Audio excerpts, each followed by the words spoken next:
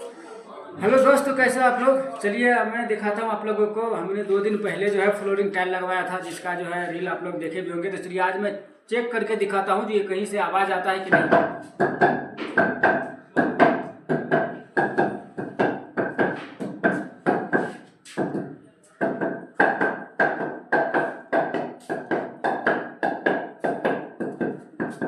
तो इस प्रोसेस से भाई जब आप टाइल लगाओगे ना, एक भी टाइल खाली नहीं रहेगा, एक भी टाइल आपका आवाज़ नहीं करेगा।